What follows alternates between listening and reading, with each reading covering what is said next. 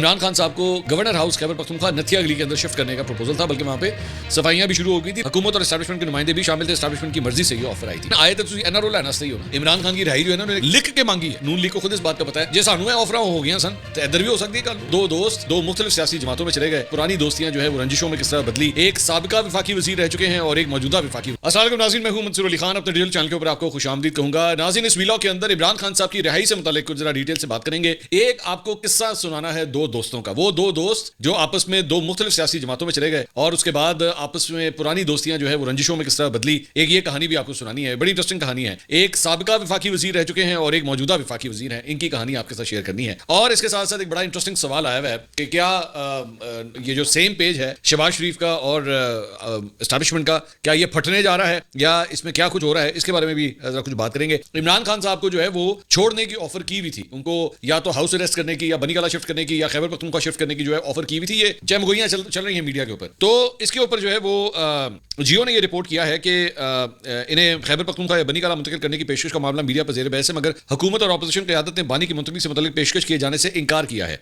PTI मरकजी रहनुमा बशमूल opposition इत्तेहाद मुज़ाकरात से ही मुस्बत नताइज के ख़्वाह हैं। इस हवाले से वज़ीर आला खैबर पख्तूनख्वा अली अमीन गंडापुर का कहना है कि मेरा कोई बैकडोर राब्ता नहीं है, जो हो रहा है पब्लिक में हो रहा है। वैसे गंडापुर साहब गलत कह रहे हैं, मैं आपको कंफर्म कर सकता हूँ ये गलत कह रहे हैं। चेयरमैन पीटीआई बैरिस्टर गौहर ने कहा कि मुझे मुज़ाकरात से मुताल्लिक किसी भी पेशकश की कोई मालूमात नहीं है। इनको होती भी नहीं है, अक्सर बैरिस्टर गौहर को ज़्यादा नहीं पता होता चीज़ों का। और इरफान सिद्दीकी साहब जो मुस्लिम लीग नून के सेंटर हैं, उन्होंने कहा कि हुकूमत की जानिब से कोई पेशकश नहीं की गई। मुज़ाकरात में ना पीटीआई ने तकाज़ा किया ना हमारी तरफ से ऐसी कोई पेशकश हुई है। यहाँ पे इरफान साहब को मैं बताना चाहूंगा कि पेशकश आपने करनी भी नहीं है। ये आपके डोमेन में नहीं आता। ये मैं sorry to use the harsh words, लेकिन ये आपके पे स्केल से ऊपर की चीज। वो जैसे कहते हैं ना, ये मामला आपके उसमें डोमेन में नहीं आएगा। ये पे स्केल से ऊपर की चीज है। मैं थोड़ी देर में भी इसको एक्सप्लेन भी करूंगा। तो उन्होंने कहा कि मुज़ाकरात में ना पीटीआई ने तकाज़ा किया ना हमारी तरफ से ऐसी कोई पेशकश हुई। मुज़ाकरात का मामला अब तक वहीं खड़ा है जहां 23 दिसंबर को था। मुतालबा तहरीरी शक्ल में आएंगे तो बात आगे बढ़ेगी। 3 विफाकी वज़रा ने रद्द-ए-अमल देते हुए कहा कि ना हुकूमत ना मिलिट्री एस्टैब्लिशमेंट की जानिब से बानी की मुंतकिली की कोई पेशकश हुई है। अब ये है ज्यादातर हुकूमती मौक़िफ़। लेकिन शेर अब्दुल मरवत साहब कल रात को शाहज़ेब खानज़ादा के शो में आए हुए थे। उन्होंने कहा कि इस वक्त मुज़ाकरात करने वालों की कोशिश है कि कोई नाखुशगवार वाक़या या बात ना हो। जहां तक हालिया ज़मानतों की बात है, इनका मुज़ाकराती अमल से ताल्लुक नहीं है। अलबत्ता 6 जनवरी को जो फैसला आना है 190 मिलियन पाउंड का, बेसिकली अगले पीर को फैसला आ रहा है, उसका मुज़ाकराती अमल पर असर हो सकता है। लेकिन मैं समझता हूं कि 6 जनवरी के फैसले मुज़ाकराती अमल पर असरअंदाज नहीं होना चाहिए। मुज़ाकराती कमेटी मुताहत है कि बानी पीटीआई के मिजाज के मुनाफी कोई काम सरजद ना हो। अरकान ने तस्दीक की कि इंफरादी तौर पर कोई जिम्मेदारी उठाने को तैयार नहीं कि तहरीरी मुतालबात दें। अरकान चाहते हैं कि तहरीरी मुतालबात पर पहले इमरान खान से मुशावरत हो। इमरान खान के बाहर आने की सूरत में एहतजाज की कुव्वत 10 गुना बढ़ जाएगी। हुकूमत इमरान खान के बाहर आने की सूरत में कुछ जमानतें चाहती है। मुझे कभी इम्कान है कि बाद नजर में वाज़ेह नजर आ रहा है कि इमरान खान और दीगर कैदियों की रिहाई अनकरीब मुतवक्किल है। हालिया दिनों में बुशरा बीबी की जानिब से कोई मुदाखलत पार्टी मामलात में सामने नहीं आई है। सवाल हुआ कि इमरान खान को किसने पैगाम पहुंचाया था कि उन्हें बनीगाला शिफ्ट करने की ऑफर की जा रही है, जबकि हुकूमत और पीटीआई के रहनुमा इस बात से इनकारी हैं। तो उन्होंने कहा कि वक्तन फवक्तन मुज़ाकरात के दौरान कई मौके पर खान साहब से बराह रास्त रुजू किया गया और खान साहब की सवाबदीद है कि वो किसी का जिक्र करें और किसी का ना करें। खान साहब गलत बयानी बिल्कुल नहीं कर सकते। 22 नवंबर के दौरान भी पहले यह तजवीज़ आई थी कि इमरान खान को नथिया गली मुंतकिल किया जाए। नथिया गली में गवर्नर हाउस की सफाई सुथराई भी हो गई थी। नथिया गली मुंतकिली की तजवीज़ पीटीआई ने रद्द कर दी थी, जिसके बाद फिर 20 दिसंबर तक इमरान खान की रिहाई की नवीद दी गई। लिहाजा ये तजवीज़ पहले भी आई थी, इसलिए हमारे लिए कोई हैरानकुन खबर नहीं है। उनसे सवाल हुआ कि क्या ये ऑफर मोहसिन नकवी की जानिब से की गई थी, तो उन्होंने कहा मोहसिन नकवी अकेले नहीं थे, हुकूमत और एस्टैब्लिशमेंट के नुमाइंदे भी शामिल थे। एस्टैब्लिशमेंट की मर्जी से ये ऑफर आई थी। सो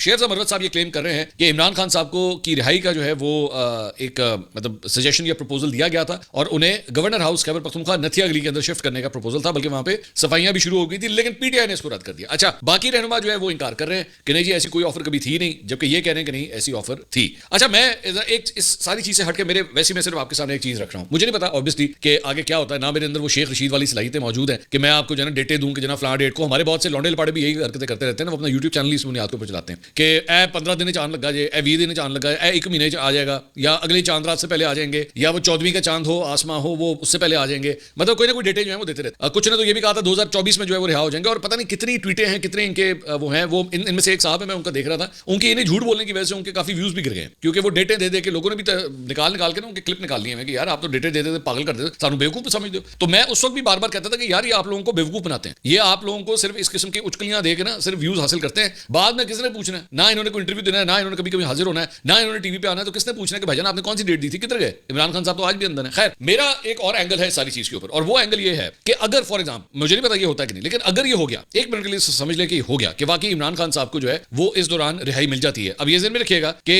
मुज़ाकरात का अमल चल रहा है और इस दौरान कुछ ऐसा हो जाता है कि इमरान खान साहब को रिहाई मिल जाती है, तो जाहिर बात है इस सारी चीज के ऊपर जो है वो सबसे पहले जो ये सवाल आएगा कि अच्छा ये बेसिकली जो बैकडोर मुज़ाकरात हो रहे थे ये उसके नतीजे में सब कुछ हुआ है। ठीक है, दोनों साइड्स की पोजीशंस के ऊपर जो है वो क्या सवाल उठेगा, और I want you to comment on this. आप, मैं चाहूंगा कि आप भी इसके ऊपर फीडबैक दें। पाकिस्तान तहरीक इंसाफ के ऊपर ऊपर जो है वो सबसे बड़ा सवाल ये आएगा, जो कि ऑलरेडी आ रहा है इस वक्त हुकूमत की हलकों की तरफ से, इनके ऊपर ये सवाल आ रहा है कि पाइन आए तो तुझे एनआरओ लाना सही हो ना, मतलब इमरान खान साहब की रिहाई या इमरान खान साहब के लिए एनआरओ मांगने के लिए आप आए, ये सबसे बड़ा सवाल हो। और दूसरा, पिछली जो डेट थी ना, जो पहली मुलाकात थी, उसमें ये तय पाया था कि दूसरी मुलाकात के अंदर तहरीरी तौर पर ये तहरीरी तौर पर लिख के देंगे कि भाईजान हमें जो है ना वो यही हमारे चार्टर ऑफ डिमांड। इंटरेस्टिंग बात ये हुई कि कल जब ये बैठे हैं तो चार्टर ऑफ डिमांड को ये लिख के पेश नहीं किया गया। उन्होंने कहा जी ज़बानी कलामी गल कराएं। अब वो किसी ने अंदर से बात की कि बेसिकली ज़बानी कलामी पता है क्यों बात कर रहे हैं, ये लिख के नहीं देना चाह रहे कि कल को जो है ना वो टीवी के ऊपर भी फ्लैश होगा कि लो जनाब ए देखो इमरान खान की रिहाई जो है ना इन्होंने लिख के मांगी है, इन्होंने लिख के एनआरओ मांगा, तो इस वजह से ये लोग लिख के नहीं दे रहे। एक बात। अच्छा, दूसरी बात ये हुकूमती साइड के ऊपर आ जाए, अगर इमरान खान की रिहाई होगी, तो अगर इमरान खान की रिहाई हो गई तो फिर हुकूमत को मेरी नजर में जो सबसे बड़ा धचका, वो मैं अभी वो मुजाहिरे शुजाहिरे एहतजाज लॉन्ग मार्च मैं उसकी बात नहीं कर रहा, हुकूमत के ऊपर जो सबसे बड़ा आएगा ना, जो सवाल आएगा वो ये है कि भाईजान इसका मतलब है कि कुंडा सिर्फ इस वजह से फंसा हुआ था ना कि आपको कुछ ना कोई डील चाहिए थी या कोई ना कोई आपने मुआहदा करना था या कोई एश्योरेंस चाहिए थी या गारंटी चाहिए थी, और उसके बाद ये सारे मसले मसाइल खान साहब के हवाले से क्लियर हो गए। और बिल्कुल उसी तरह जिस तरह नवाज शरीफ साहब के क्लियर हुए जब वो वापस आए थे पिछले साल अक्टूबर में, जब वो वापस आए थे तो सारे जितने भी केसेस थे एंड मलाई की तरह यूं करके रिजॉल्व हुए सारे। तो क्या इमरान खान साहब के केसेस भी जो है इसी तरह रिजॉल्व हों? बल्कि इसके ऊपर मैं इंक्लूड अभी से कर लेता हूं, वैसे तो मैंने बाद में बात करनी थी। एक सवाल मुझे आया हुआ था, एक बड़ा अच्छा क्वेश्चन आया हुआ था। क्वेश्चन आया अरशद इकबाल साहब का। उन्होंने कहा शहबाज शरीफ हुकूमत और आसिम मुनीर फौज अगर सेम पेज पर है तो मुज़ाकरात के कामयाब होने से डर किस बात का? बराए मेहरबानी जवाब जरूर दें। शुक्रिया अरशद भाई। मैं जरा इसको लाइटर नोट पे ना आपको समझाता हूँ। मुझे नहीं पता आपकी उम्र क्या है, लेकिन कभी कभार इस तरह होता है ना कि आपकी शादीशुदी हो जाती है, अरेंज मैरिज चले कह लें, अरेंज मैरिज हो जाए, बच्चे भी हो जाए, शादी को 15 साल गुजर चुके हों, लेकिन कहीं शॉपिंग करते हुए मेट्रो के अंदर या किसी शॉपिंग मॉल के अंदर अगर वो कॉलेज के जमाने का कोई इश्क सामने आ जाए, हो जाता है ना, आ जाता है, और अगर आपका ब्लूटूथ डिवाइस इज कनेक्टेड, अगर वो ब्लूटूथ डिवाइस आपका कनेक्ट हो जाए, तो जो साथ खड़ी बेगम होती है ना, होना कुछ नहीं है, कुछ भी नहीं होना, मतलब ना आपने मिलना है ना कुछ, लेकिन वो जो साथ खड़ी बेगम होती है ना, उसके सर के ऊपर जो है एम्बुलेंस की बत्ती चलना शुरू हो जाती है,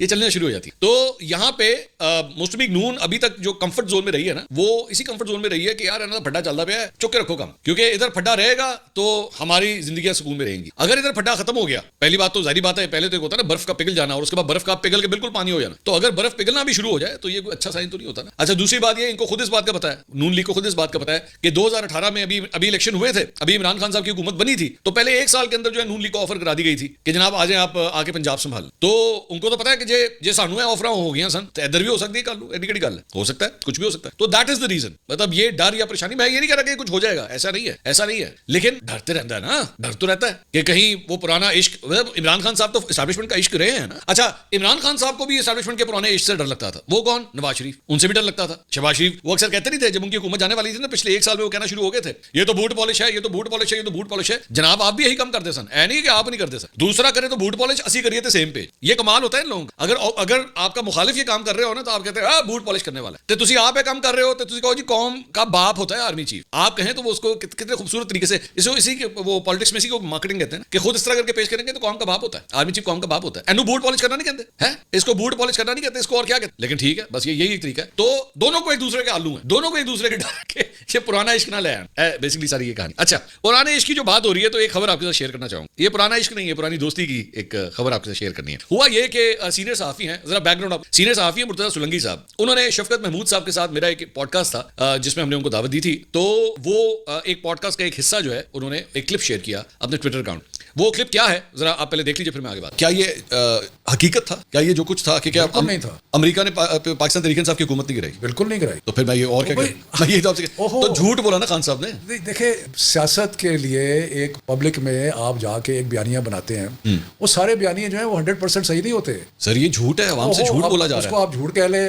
कोई उसको पॉलिटिक्स कह ले। सर पॉलिटिक्स नहीं है, यही तो मैं आपका और दोनों में लेट अस एक जमहूरी अंदाज में हम एक दूसरे से वी एग्री टू डिसएग्री। तो ये आपने गुफ्तगू सुनी जिसमें शफकत महमूद साहब कह रहे हैं कि यार वो नहीं था, अमेरिका ने हमारी हुकूमत नहीं गिराई थी, लेकिन अब क्या करें, बेचना तो था ना, सौदा तो बेचना था। तो मैं तो हमेशा ये बात कहता था, उसमें को मेरे लिए हैरानगी की बात नहीं थी कि यार रंगबाजी थी, सारी करनी थी, पॉलिटिक्स के लिए हो रहा था सारा, लोगों को बेवकूफ बनाया था, और ये प्रूव हो गया ना, ये प्रूव हो गया कि उस वक्त ये सौदा बेचा आपने 2022 के अंदर, टिका के बेचा, बड़े बड़े जलसे किए, हम कोई गुलाम है, अमेरिका की गुलामी नामंजूर, बैरूनी साजिश और ये सब कुछ, ये सारा सौदा आपने बेचा। आज ये हाल है कि और सियासी अब्बे बह के आप कंप्लेन करते पे, टैग कर करके कंप्लेन कर रहे हैं, अब्बा जी देखो मैंने मारे जे, वो मोहल्ले के बच्चे नहीं होते, आगे भागे भागे आ जाते हैं, देखो जी मैंने की किया जाए देखो, और वो किधर टैग्स हो रहे हैं अमेरिकन पॉलिटिशियंस को, ठीक है। तो शफकत महमूद साहब ने जो बात कही वो बिल्कुल मेरे ख्याल में ठीक है कही। अच्छा, ये तो उन्होंने ऑन द रिकॉर्ड कह दिया ना, मेरे साथ ऑफ द रिकॉर्ड भी पीटीआई के लोग यही कहते हैं यार वो सारी रंगबाजी सी, सारा ड्रामा थी, टोपी ड्रामा, लेकिन नहीं मानेंगे ना, पब्लिक पोजीशन में तो नहीं खैर मानेंगे। तो मुर्तजा सोलंकी साहब ने जो है वो उसमें उन्होंने कह रहे थे कि अमेरिका ने पीटीआई की हुकूमत नहीं गिराई, इमरान खान का बयान एक सियासी बयानिया था, चाहे इसको आप झूठ कह लें या सियासत कह लें। तो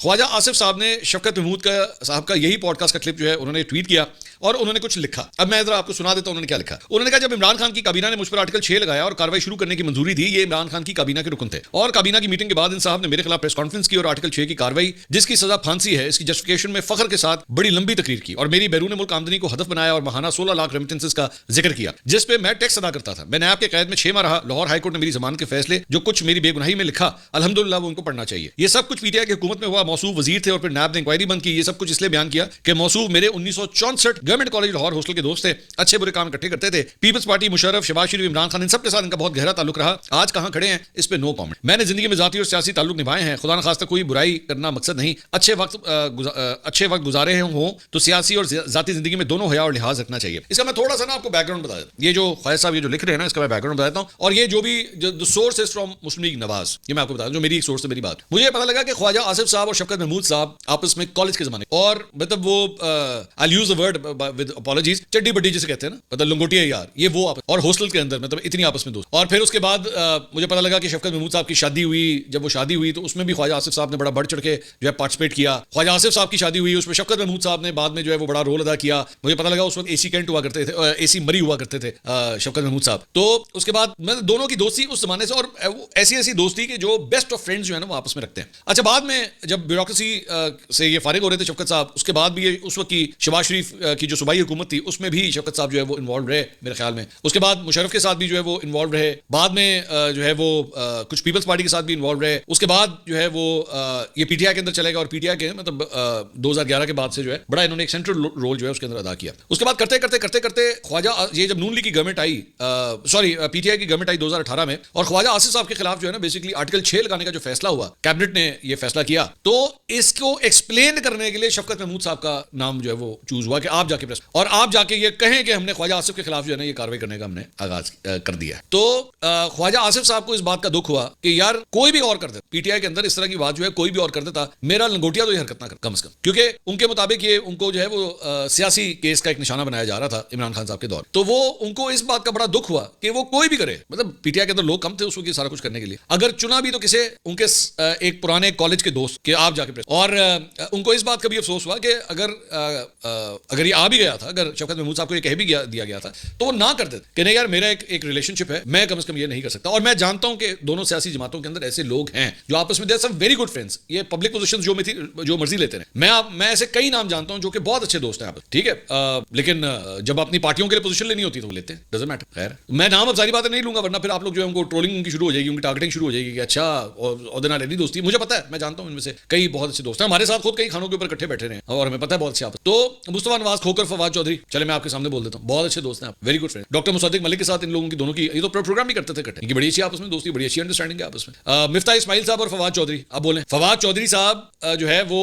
मैं आपको आज ये बात बता देता हूं कि फवाद चौधरी साहब मिनिस्टर थे पीटीआई के अंदर और मिफ्ता इस्माइल नैब की हिरासत में थे, तो फवाद चौधरी साहब ने उनको एक तोहफा भी भेजा। चलें ये भी मैं खबर आज आप, ठीक है, उनकी गवर्नमेंट बंदा नून लीग का, मिफ्ता साहब नून लीग में थे उसमें और अंडर अरेस्ट थे नैब के अंडर, और फवाद चौधरी साहब ने उनके लिए एक तोहफा भेजा। तो ये होती है, ये दोस्ती यारी आपस में होती। तो इधर भी अफसोस इस बात का हुआ कि यार कम से कम मेरे दोस्त को जो है वो ये हरकत नहीं करनी चाहिए। ये ख्वाजा आसिफ साहब का बेसिकली एक ये गिला है। अच्छा जी, इसके अलावा क्रिकेट के मैदान से मैं एक खबर शामिल करना चाहूंगा और मुझे बड़ा अफसोस हो रहा है, बहुत दुख हो रहा है ये खबर आपको देते हुए। वो ये है कि जनाब साउथ अफ्रीका और पाकिस्तान के दरमियान जो टेस्ट मैच शुरू हुआ उसमें साइम अयूब जो है वो बिल्कुल मैच के आगाज के अंदर ही बाउंड्री के पास फील्डिंग करते हुए बड़ी बुरी तरह जख्मी हो, उनका मेरे ख्याल में टखना मुड़ गया और उसकी वजह से उनको मतलब लिटरली स्ट्रेचर के ऊपर जो है वहां से मूव करना पड़ा, उनको वो चल भी नहीं सकते थे। तो लग यही रहा है कि उनका अब इस टेस्ट मैच के अंदर जो है पहला ही दिन और पहला ही जो है वो सेशन चल रहा था और उसी के अंदर जो है ऊपर से पाकिस्तान ने माशाल्लाह कुट भी इतनी खाई है कि साउथ अफ्रीकन जो है मतलब 2 बंदे जो है वो सेंचुरी कर गए। तो पाकिस्तान के लिए मैच जीतना बहुत जरूरी है अगर तो सीरीज बचानी है, और साइम अयूब जो है वो आपके एक ऐसे बैट्समैन थे जो इन फॉर्म है।